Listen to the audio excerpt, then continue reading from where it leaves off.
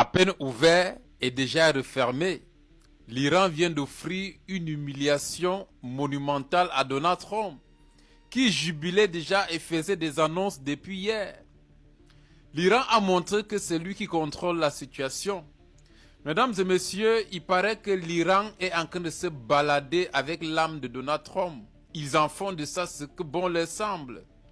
Ils ont prouvé aux États-Unis que c'est eux qui contrôlent la situation. Il y en a certains qui ont commencé à jubiler. Oh, les États-Unis contrôlent. Oh, les États-Unis sont en train de faire soumettre l'Iran.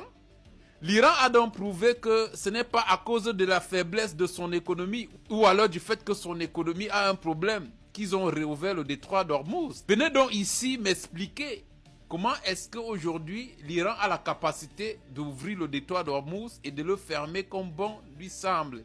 Et personne ne peut rien faire. Ceux qui jubilaient donc, je vous annonce que l'Iran a refermé à son gré le détroit d'Ormuz. Comme pour dire quoi, la situation est totalement gérée par les maîtres de Téhéran. Ça fait mal, n'est-ce pas? Maintenant, que va dire Donald Trump encore? Quelle annonce va-t-il faire? Cela fait à peine quelques heures qu'il avait jubilé. Maintenant que l'Iran a refermé le détroit, qu'est-ce qu'ils vont faire? Vont-ils aller le réouvrir par force? Ce qui jusqu'ici, depuis un mois de fermeture, n'a pas été possible.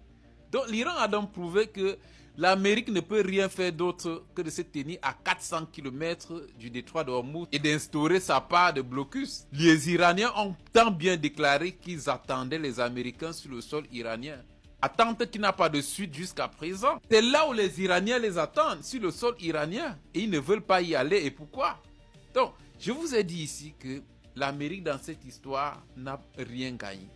Ils ne peuvent pas brandir à ce jour une preuve de leur victoire en Iran, si ce n'est humiliation après humiliation. Est-ce que vous pouvez m'expliquer qu'aujourd'hui, l'Iran annonce la réouverture du détroit d'Ormuz? À peine quelques heures, il le referme après les déclarations jubilatoires de Donald Trump. Ils ont jugé bon de le refermer pour prouver au monde qu'on peut humilier l'homme soi-disant le plus puissant au monde. Que sa puissance ne reste plus que sur un papier. Et c'est ce qu'on est en train de constater. La puissance américaine aujourd'hui, semble-t-il, reste sur le papier. Ils n'ont aucune force. Ils sont impuissants. Voilà donc que l'Iran a fermé ses détroits. Allez donc m'ouvrir, vous les Américains, ce putain de détroit. Allez l'ouvrir. Comme vous dites, Donald Trump, à un moment donné, a été allé jusqu'à dire qu'il allait le baptiser le détroit de Trump. Comme vous dites quoi, il prendrait tellement le contrôle qu'il en ferait ce que bon lui semble. Depuis un mois incapable. Que faites-vous à 400 km du détroit d'Ormuz? Rapprochez-vous, allez là-bas prendre le contrôle. Et là, on verra donc la puissance américaine.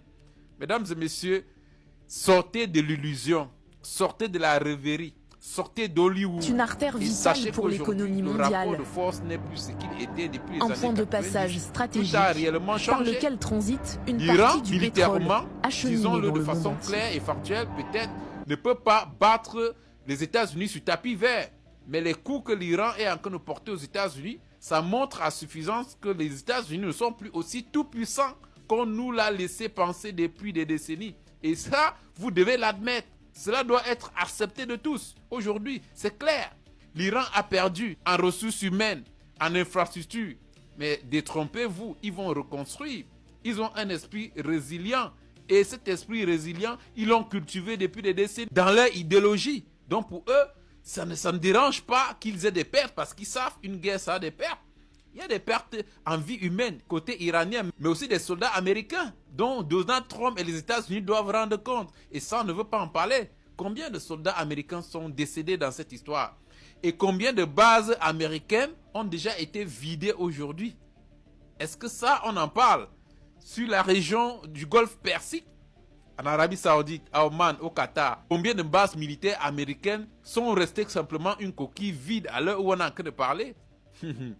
La victoire de l'Iran, puisse-t-elle être symbolique, vous l'admettrez d'un jour comme un autre. Si ce n'est pas un matin, ça sera un soir.